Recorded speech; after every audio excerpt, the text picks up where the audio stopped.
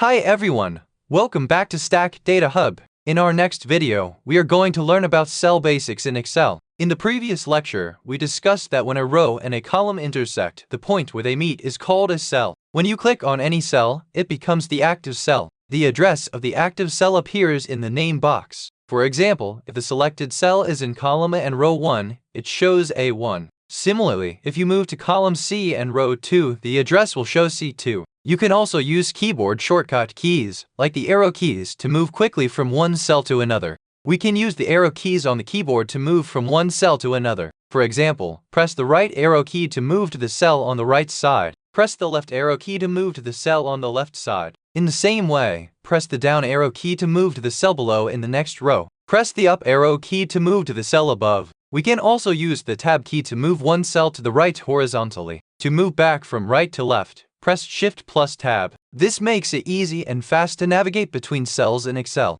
We use cells to enter text, numbers, and calculations. For example, if we type the word welcome in a cell, you can see the same text displayed in the formula bar. Similarly, we can also use a cell to perform calculations. To start a calculation, we use the equals sign. For example, type equals 2 plus 2 and press enter. The result 4 will appear in the cell, but in the formula bar, you will see the original calculation equals 2 plus 2. This is how Excel shows the result in the cell while keeping the formula visible in the formula bar. Now, our next topic is selecting a cell range. A cell range means selecting more than one cell at the same time. For example, if we select cells in column D from row 3 to row 4, the name box will show the selected range, like D3:D4. This means 2 rows in one column are selected. We use cell ranges for different purposes, such as formatting, deleting, copying, or pasting data. For example, if you select a range of cells and press the delete key on your keyboard, the text or calculations inside those cells will be removed. You can also select multiple rows and columns together. When you select multiple cells that contain data or formulas, you see number of select row and column show in the name box. This is how we work with multiple cells in Excel.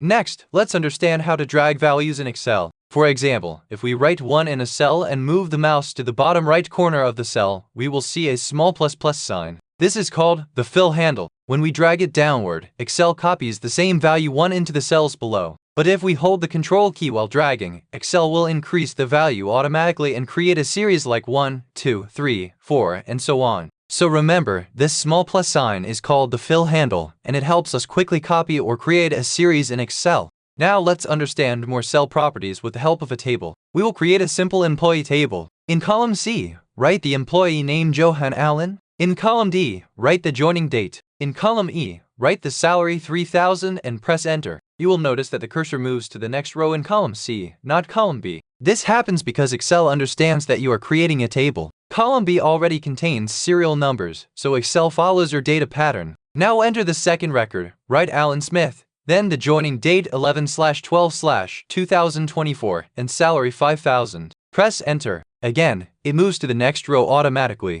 Now type John Doe. When you start typing John, Excel may suggest Johan Allen because it recognizes repeated names from the same column. This feature helps save time. But if you want to write John Doe, simply complete the correct name, then enter the joining date and salary. Now enter the fourth record. Write Mark Allen, then enter the joining date 14 March 2025 and write the salary 5,000. After that, press enter. You will notice that the cursor moves to column C instead of column B. This happens because Excel follows your typing pattern and understands that you are entering data starting from column C. Now manually write 5 in column B for the serial number. After that, enter the next record just like the previous ones. Write the employee name, joining date, and salary. This is how Excel follows your data entry pattern to make your work faster and easier. Now let's write the table headings. In column B, write employee ID. In column C, write name. In column D, write joining date. In column E, write basic salary. You will notice that employee ID heading are not fully visible inside the cells. However, you can see the complete text in the formula bar.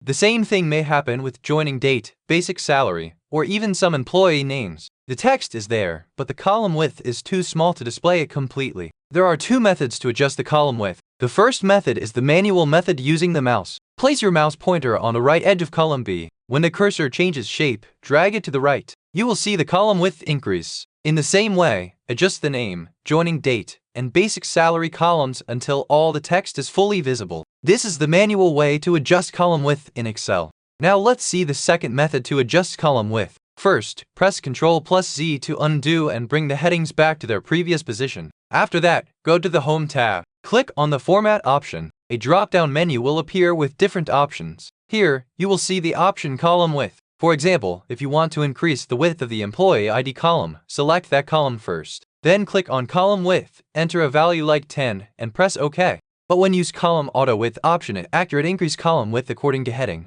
You will notice that the column width increases. However, adjusting each column one by one can take time. So instead, select all the cells, including the headings and their records. Then go again to Home right arrow Format and click on AutoFit Column Width. Now you will see that all column widths are automatically adjusted according to the content, and the text becomes fully visible. This is the faster and more professional way to adjust column width in Excel. Now let's change the row height. First, select the row of the Employee ID heading. Then go to the Home tab, click on Format, and choose Row Height. Enter a value, for example 20, and press OK. You will see that the entire heading row height increases. Now, if you want to adjust the height of the entire table, select the whole table. Go to Home right arrow Format again and choose Auto Fit Row Height. You will notice that all rows automatically adjust according to the text. However, the heading row should be slightly larger than the table data. So again, go to Format right arrow Row Height, set the value to 22, and press OK. Now the table heading looks clear and more professional. Thank you for watching this video. If you like this content, don't forget to subscribe to my channel.